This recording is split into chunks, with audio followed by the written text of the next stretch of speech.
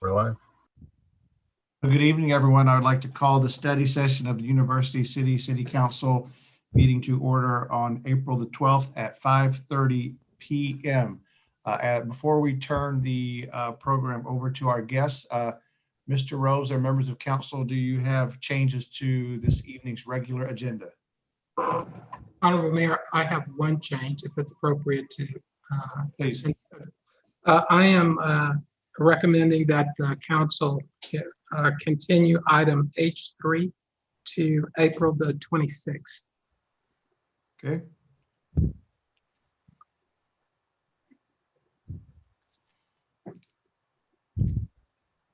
Hearing no other changes from members of the council, Mr. Rose, would you like to move forward with the agenda?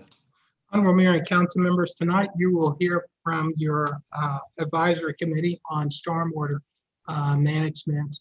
I believe I have the Public Works Director that is here that will introduce this item. Mr. Appleson. Thank you, Mr. Rose. Mayor Crow, members of City Council. This evening, we have Mr. Stein, Commissioner with the Commission on Stormwater Issues, as well as Mr. Thompson, Chairman of the Commission, with us. The topic that Mr. Stein will be the lead presenter on is the flood early warning system. Mr. Stein. Thank you, Sinan. The presentation I'm about to give has been updated slightly over the one you have. So with your permission, I'm going to share my screen here.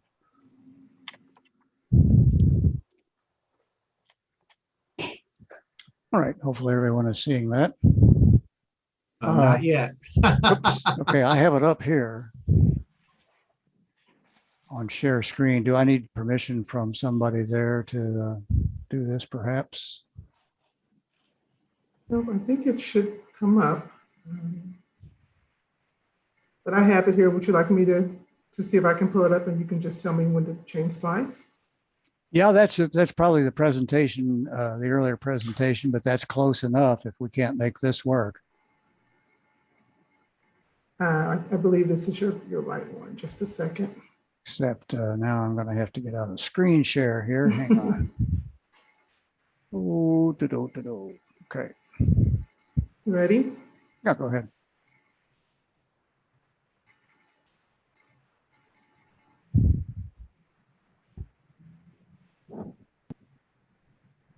There we go.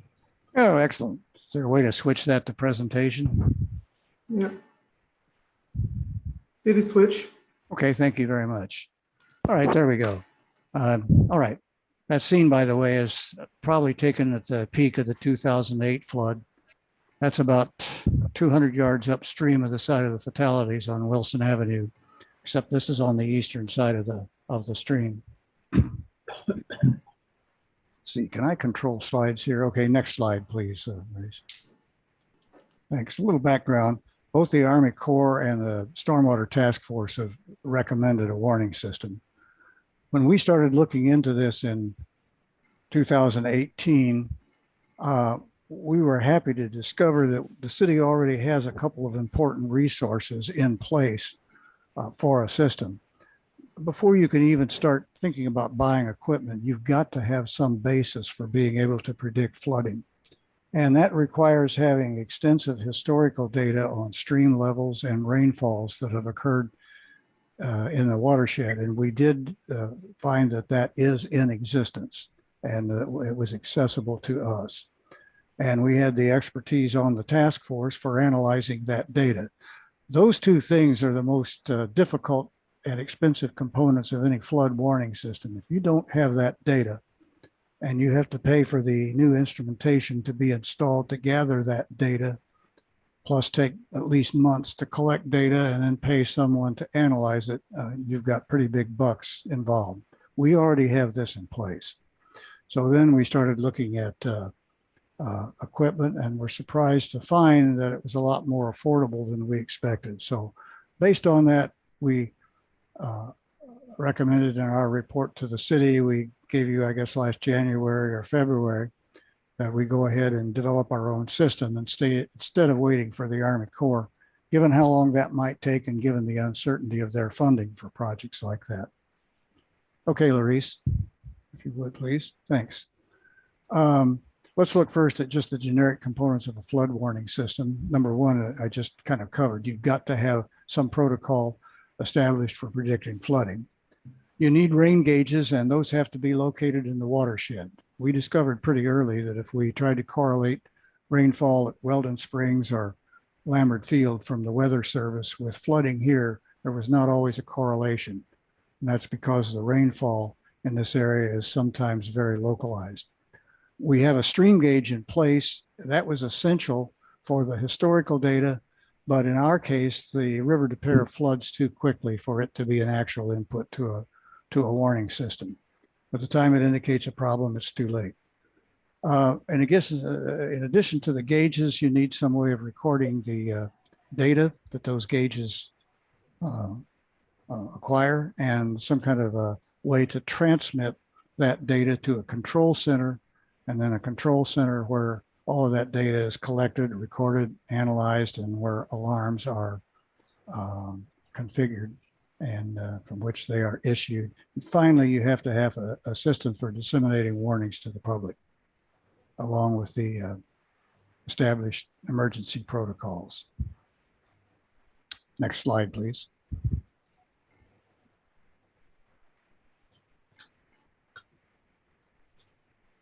If I could have the next slide. That's Oh, sorry. I'm sorry. Would you back That's up? all right. All right, thanks. So let's take those things kind of in order. Prediction protocol. I mentioned data. We knew going in that we had the stream gauge, the USGS stream gauge over in Heman Park at Purdue Avenue. That's been running for a little over 20 years. That gauge records stream stage, that is water level, and flow rates every 5 minutes, 24/7, and it's done it for 20 years, and the data is accessible online. What we didn't know is that we had rain gauges. We searched for rain gauges in our watershed, and we discovered that MSD actually has a network of about 100 gauges operating in the St. Louis area that they're using for Project Clear. And 6 of them are in or near our watershed. So we contacted MSD, and they were very accommodating. They gave us login privileges to their data collection site so that we were able to access the historical rain gauge readings. So with, and again, 6 gauges, readings every 5 minutes for 10 years. So we have about 7 million data points there. So over the winter of 18 and 19, Commission member Bob Chris, Professor Chris, if you don't know him, he's professor of earth science and planetary science at OSU, and a recognized river expert on both large and small streams. Downloaded that and built a database from it, which I might add was time consuming because a lot of that had to be done by hand because of missing data and timestamps that had to be converted and things that didn't align. But once he had that database established, was able to experiment with various rainfall scenarios to see how well they correlated to the floods that we know occurred from the gauge in Heman Park, and found statistically reliable basis for flood prediction. So with that in hand, we went looking at equipment. And if I could have the next slide, please. So the National Weather Service recommends that for a watershed the size of ours, you need 3 rain gauges to adequately sample the rainfall. And so we have 3 professional automated rain gauges in the watershed. One is at the Wilson buyout tract right at Wilson and Drexel. That is up and operational. Second one is at Fogarty Park. That one's up and operational. And a third one is pending in Indian Meadows Park in Olivet, we hope. I'll come back to that in a minute. These gauges have integrated data loggers. We have it configured to record rainfall in 5-minute intervals. But the gauges don't transmit unless there's rainfall. They turn on automatically at rainfall and start transmitting those readings every 5 minutes to the control center. Thank you. If you're wondering what one of these things looks like, over here on the left, that's just a cover for the collection apparatus. There's a funnel there on the top where the rainfall is collected. The rainfall, as it drips through the funnel, drips into, here over on the right-hand side, what's called a tipping bucket. It's a teeter-totter arrangement with a little water container, a little bucket on either side. And as it drips into the bucket here, it tips it, and then the other bucket is positioned under the drip. So this thing teeter-totters back and forth. It only takes 100 of an inch of rainfall to tip the bucket, by the way. So this is a professional grade instrument. When it tips, it triggers a little micro switch back behind that you can't see that sends a pulse to the processor. And then that takes that information and converts it into various rainfall parameters that it reports. Down here is the integrated data logger and the modem that transmits the data. You can see the antenna sticking down here. And these things are freestanding. We don't have any data wiring that has to be attached since it's all wireless. And the power is by battery. There's a big battery pack right there, and that battery is kept charged by the solar panels. This is Josh from Public Works installing the gauge at Fogarty Park about a month ago. The two gauges that are up are mounted on surplus street light poles that Sinan procured for us. So here's a good visual of how they're distributed across the watershed. Now this, don't confuse the Upper River de Pere watershed with the U City watershed. This is the portion of the watershed that drains directly into the channel from the headwaters in Olivet and Overland down to the tunnel. So you see, just to locate you, here's the tunnel right here. Here is gauge, what we call gauge 22. This is the geological survey gauge at Purdue Avenue and Heaven Park. So the boundaries here, by the way, here's Interstate 170. This is Lackland Road up in Overland. We go out almost to Lindbergh. This is Old Bonham Road from Stacy Reservoir, coming through Olivet, turning south at Ruth Park, dipping into northern Clayton, back up to University Hills along Delmar and over to Skinker. Gauge number 1 is here at the Wilson buyout track. 2 is at Fogarty Park. Those are operating. This is the one we would like to get up and running in Olivet.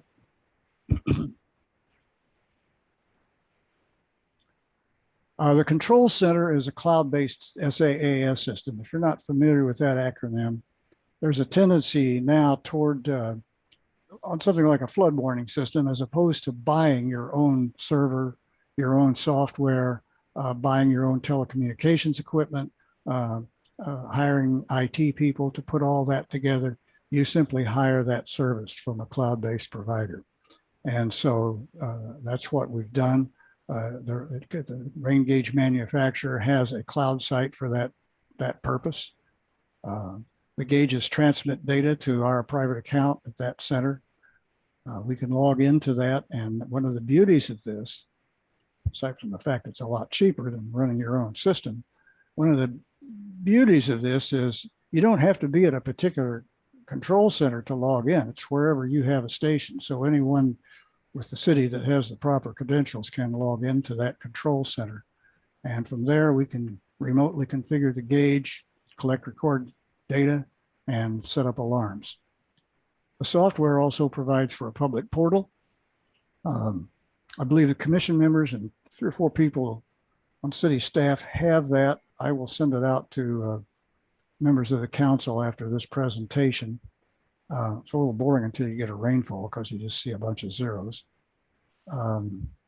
We eventually intend to make that public when we have the system fully developed and have the public education campaign that goes with it. But it's the emerging trends towards software as a service and the fact that we're using cellular data transmission that makes a system like this as affordable compared to several years ago when we would have had to buy all sorts of special telecommunications equipment and so forth to do this. All right, so system performance. When Dr. Chris did this back in 18 and 19, just looking at the data, there were pretty tight correlations between some of his protocols and the flooding that resulted, and that suggested that we were going to be able to have a fairly reliable predictor.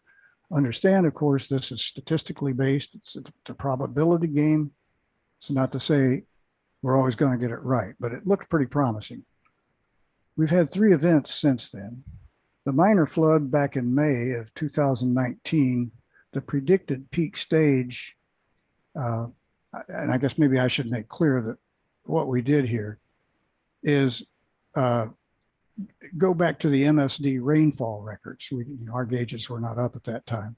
And we downloaded that data for that event and then ran the prediction protocols on it to see what they predicted, and then compared that with what actually happened based on records from the gauge in Heman Park.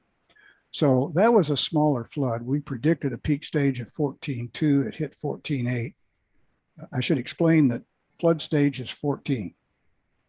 That's not a problem. At that point, the water is just kind of at the top of the bank. You don't start running into problems until you get up about the mid-15s. And the biggies are 16 footers. We've had 7 of them in the 20 years the gauge has been there. And by the way, 6 of them have been in the past 10 years, which should probably tell us something. So in that case, we didn't issue an alarm. It just fell a little bit short of the threshold, and that was perfectly appropriate for that flood. Then in July 22nd of 2019, we predicted a peak stage of 16.3. It was actually 16.2. Here's the important part, though. If you look at the timeline, we would have issued a warning at 5:50 in the morning. 13 minutes later, we hit flood stage, and an hour and 2 minutes later, we maxed out at the 16.2. So, in between those two numbers, if you look at, I didn't put it on the chart, but if you look at the mid-15s, let's say, when things start getting tense, you've got about 40 to 45 minutes lead time there from issuing an alarm. And then the one we had last August was a very comparable flood. We over predicted the peak stage there by a little under a foot. Again, if you look at the timing, the warning would have come in at 1:50. I don't know what it is about these storms that like to hit in the middle of the night when we're all asleep, but the warning would have come in at 1:50. And then 15 minutes later, we hit flood stage compared to 13 up here. And 1 hour exactly, we were at max compared to an hour and 2 minutes here. So, it's a limited sample size. I guess, fortunately, who wants more of those? But it certainly looks like this is a pretty solid predictor. All right. Technically, we've solved most of the hard issues here. What do we need to do to get this thing going? We've got 2 things that need to be done. We need to get that Olivet gauge up and running. Now, I believe Sanan started talking with them back in November. Last I heard was they were scheduled to have a walkthrough of the site. I believe it was on March 19th, where they were going to discuss some renovations they were making. And they were going to eyeball possible gauge locations at that time. I haven't heard anything further, so maybe Sanan can chime in later if he's heard something further. But we can be up and going a week or so after we get that gauge in. So that's an important gauge. That's in the headwaters. Where a lot of our water comes from. They're 100 feet higher than we are, and that stuff comes roaring down off the hill into U City. So we really need that gauge up to go fully operational. Then we need to decide how to disseminate warnings to the public. Now, we don't envision the alarms issued by the system going directly to the public. they should go to whoever the city designates, but I would assume that would be our emergency managers, so, perhaps 911 dispatch, and they would then issue the public warnings. We don't envision sirens being sounded for something like this. It needs to be more targeted. There are any number of vendors that provide targeted notification services, both routine things and emergency services. You know, a lot of business and colleges use those for active shooter alerts, for instance. The best known of those systems is Code Red. Jefferson County is using that for their flood warning system, as well as other emergency warnings. Olivet used it until a year or two ago. I don't know if they had a need for flood warning, but for other emergencies, and then switched vendors a year or two ago. I think maybe that's a local vendor, Siren GPS.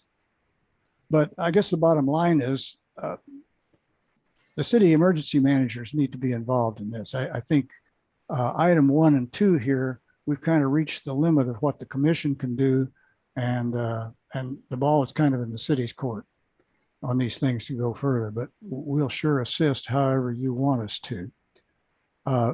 Last I heard on number 2, by the way, I had a conversation with Sanan actually by email some time ago on this, and he said he had had a conversation with Chief Henson, who was aware of Code Red and had some information on it.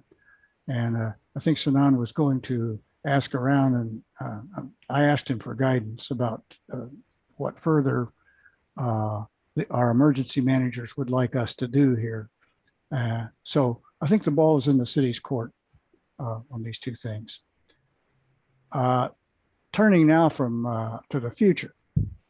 The city has not in the past collected proper data on flood events. There are cities around us that for any flood can tell you what the high level mark was at any property that was flooded, along with an appraisal of the damages. The most important thing, especially for a flood warning system, is to have records of those high water marks. Nobody has to take a risk by going out during a flood and doing that. You go out the day of, afterward, and look for those stain lines and debris lines that tell you what the high water point was. And at the very least, you photograph them. Ideally, you have the surveying equipment to measure their elevations. This is important to have. And then other damages, building inspection reports, first responder reports. I have seen a couple of first responder reports on those recent floods we had the last summer or 2, but that's the only data I've ever seen on any past damages here. Oh, and I did see a photograph record, I believe compiled by the police department, of damages after the 2008 flood.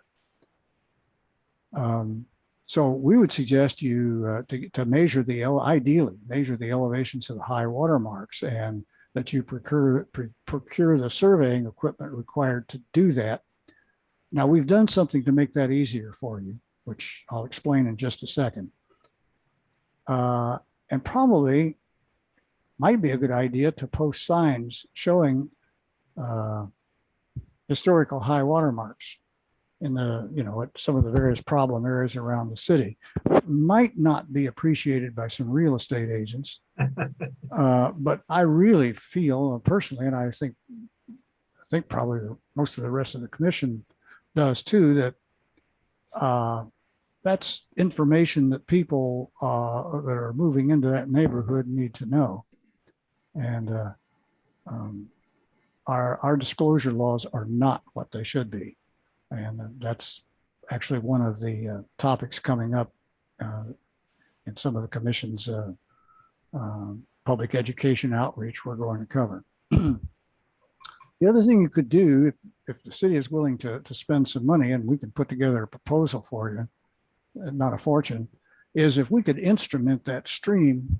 We've got the horsepower on the commission to get a better handle for what the dynamics are of actual floods as they occur.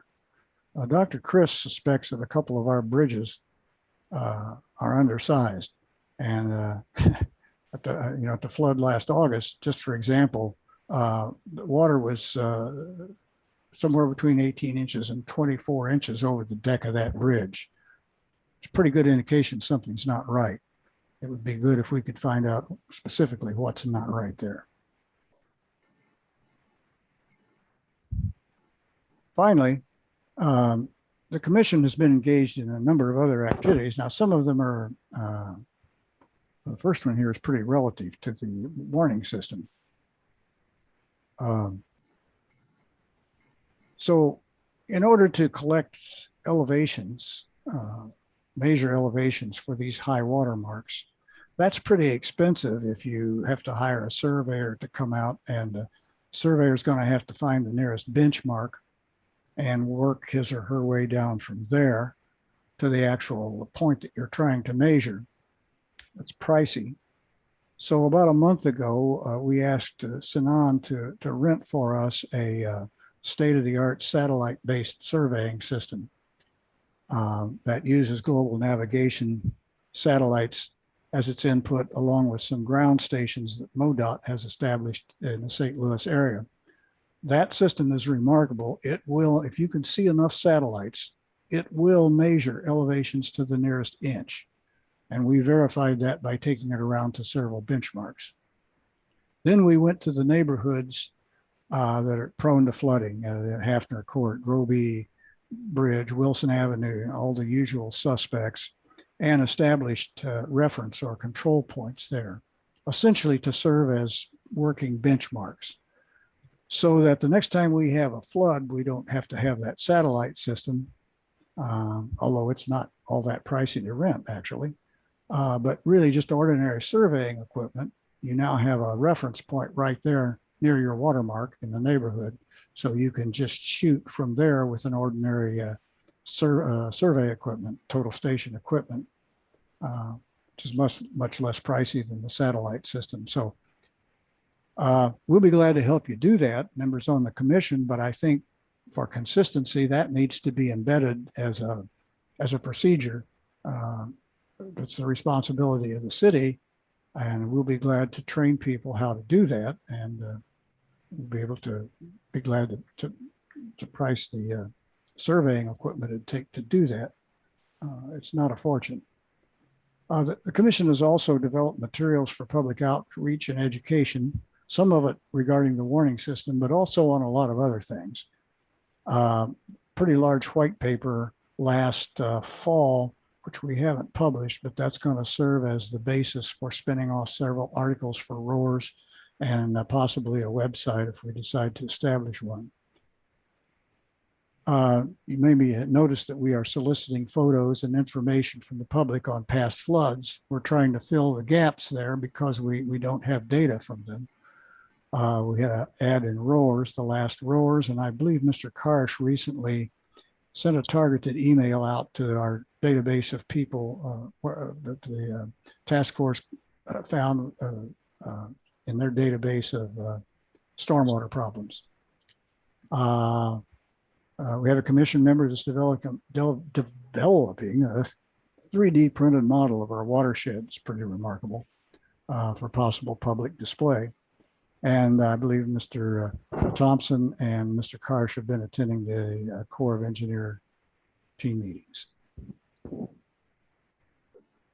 That's really all I have to present. I'll be glad to answer any questions you have, or Mr. Thompson, if I've left something out and you want to chime in, or Sinan, I'll turn it over to someone else. Just a couple of add-ons. Mark Hawley has arranged, I think he just sent out an email, and he's arranged, he wants to get together tomorrow afternoon or early evening at his garage. He wants to, he's going to have the 3D model there, the one that the prototype, and so that we can take a look at it if we want to. So I plan to attend. And, hello, that's a deal. And Sinan, I don't, or anybody else on the city, I think that it's an open invitation type thing, as long as we maintain proper protocol. But I don't know who's buying beverages. So as far as, I think one of the things that's kind of up in the air is this, all of its commitment to getting this sensor installation defined and work with us. I went out and took a look, did a walk through that park, and it's really a very undeveloped area. And I think the point I want to make is that I think they're not really sure what they want to do with it. And so maybe it may not be they're stonewalling, they just don't really know what they want to do with it yet. And but it could be like a greenway, it could be jogging paths, I don't know, any number of things. But we're not talking about it's not a very intrusive installation that we're talking about. So whatever we can do to kind of get to help them make a decision.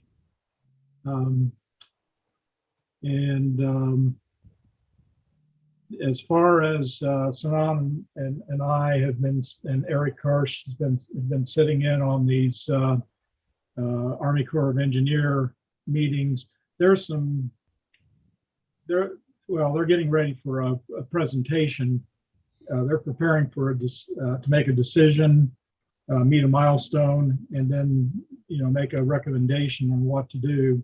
But it does entail primarily detention basins and levees or flood walls in some residential areas and also in some commercial areas. And so the flood walls and or levees, which would also include traps, something to close off a road or an opening in the flood wall.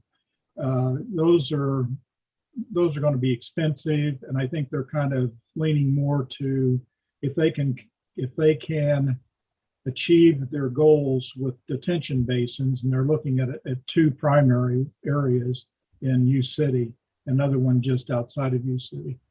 So just a heads up, they're going through their process, and they're using modeling, 3D surface modeling to evaluate that. And I think that's about it. Okay. Are there questions from members of council, either for our speakers or for Sanan? And the only question I would have is, Mr. Clay.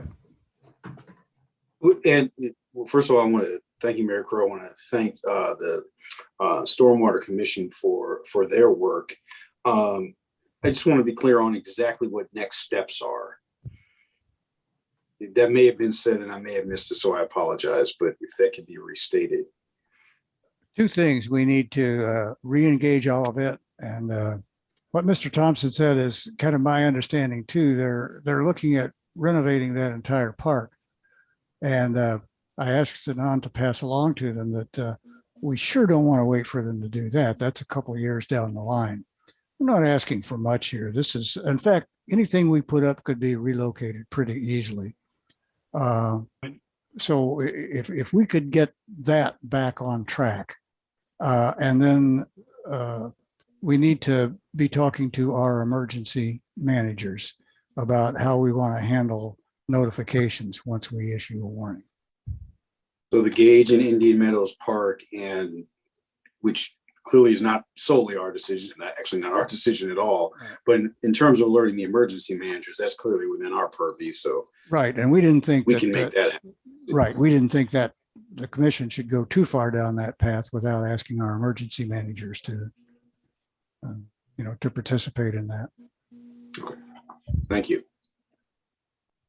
And I'm happy to step in at any point in time, but my guess is that Sanan's already made outreach, and then Gregory probably knows the city manager of Olivet pretty well. I know she's probably very interested in what happens in University City as well. But the mayor and a couple of the council members are known associates of mine, so I'd be happy to help if that's what anyone feels is appropriate. So Gregory, I'll sort of leave that with you and Sanan unless I hear otherwise. Yeah, I was just going to say I'm familiar with the city manager. I think that Sinan is trying to go through the department director, but at some point, we'll need to maybe bump that up to the city manager's level. Yep. Okay. Anything else? Alita. Yeah, I just had a question. So does the Olivet piece have to be in place before we can move forward with any warning system? No. If the rainfall were uniform across our watershed, which is about 12 square miles, all you'd need is one gauge. The reason for having 3 gauges is to ensure that you're adequately accounting for the variations that occur. But, not all rainfalls are that non-uniform. So the 2 gauges we have up is a heck of a lot better than nothing, which is what we've had in the past. And in many cases would give you adequate warning. Just to cover all bets, you really need that third eye over there in Olivet. But yes, we could at this point issue, we've got technically, we have the alarms configured and everything. Right now, an alarm would come to me or to Dr. Chris. And so, yeah, we could go with what we've got. Thank you. Surely. I would like to join Councilor McClay in thanking you folks for the incredible work you have. It is quite a benefit to our community to have such talented people living in our community. So I hope that we can get the Olivet piece put together. And if we need to help with some funding, hopefully we can find that funding. But we do appreciate, we know that this has been a concern for our community for decades, but of course, particularly since the Wilson Avenue flood, it's truly something we'd like to address. So thank you guys for moving this ball much further down the field. We appreciate it very much. So thank you. Thank you. And you are welcome to stay, but I think we'll move forward to our next part of the agenda. Good evening. Thank you. Thank you. Thanks, Eric. Thank you. Honorable Mayor and council members, our next agenda item is minority participation policy. You had asked that that we bring back to you what the existing policy is. So I have Finance Director Keith Cole that will be presenting what our current policy is and taking direction that you have. Mr. Cole? Thank you. Thank you, Mr. Rose, Honorable Mayor and members of council. I will share my screen to show, let's see.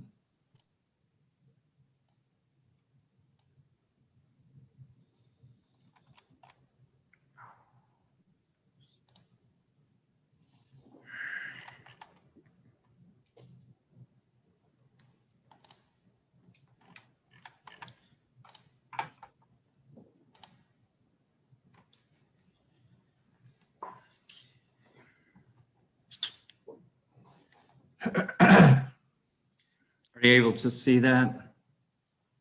We are. It's in work form, not in presentation form. But yes, we're able to see it.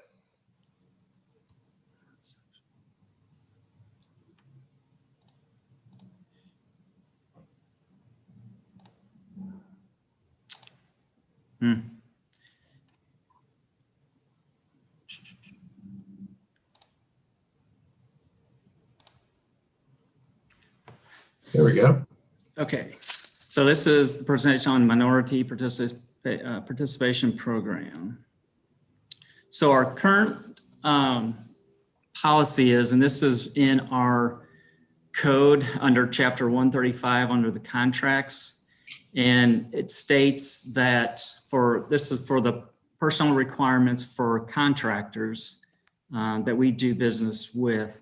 And basically on this section of the code, it's like if we go into contracting with a firm or corporation and the costs are more than $50,000 or more, that involves 10 or more employees within that workforce, then at least 20% of their workforce that's providing the service shall consist of workers generally classified as members of minorities and or female workers.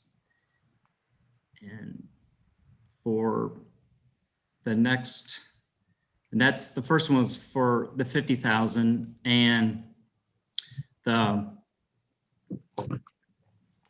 for 100,000 or more, that if when we do business with a construction company, that they deal with subcontractors with at least 2 or more of them, then at least 15% of that total amount of the contract shall be allocated to members of minorities and or female workers. And then our next part of the code, this is when the company is with respect to employees and owners of the companies, and as many as, if the contracts at least $2,000 shall be entered with the following: that the individuals generally classified as members of minorities and or female, and the firms consisting of individuals generally classified as members of minorities and or female, and then the corporations, the stock of which is owned by individuals generally classified as members of minority and or females. And the city manager can take all reasonable steps to achieve this compliance with this part of the code. And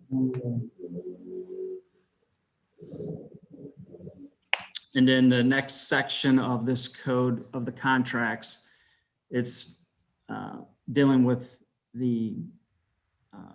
what's continuation from the employees and owners, that the city manager, he can report to the city council of our efforts in carrying out this section to be in compliance. And all minority and or female firms, corporations, or individuals shall file an affidavit with the city prior to commencing the work that they are indeed a minority and or female firm, corporation, or individual. And basically that's kind of what our current code that we are using, that deals with minority businesses that entail with females and minorities. And if you have questions, I'll be happy to answer. Honorable Mayor and council members, before you get to the questions, I did just want to state, this is one of those areas that was decentralized. I think this year we made the first steps towards centralizing it again up under finance. As I understand it, we have a purchasing coordinator position. We're currently in the process of trying to put together standard operating procedures that the various departments can follow. But I would say, at least for the past probably, Layla Fitch, I think, was the last purchasing manager that we have, and I don't believe that the city has had anyone since her. So we've only started this process within the last year of trying to centralize this operation again and get to a point where we can do a very good job in reporting what the results of our purchasing program is. So I myself or Keith would entertain any questions that you have. Mr. Clay. Thank you, Mayor Crow. So that was going to be my first question, City Manager Rose, related to reporting, because this is certainly a topic I'm interested in, and I would believe that my other colleagues are as well. I want to understand where we are before, personally, I would want to go down the road of recommending changes. And so now that you've brought it into finance, it's been under finance for at least some period of time. When do you think we can start to get some reporting on where we are with our minority contracting?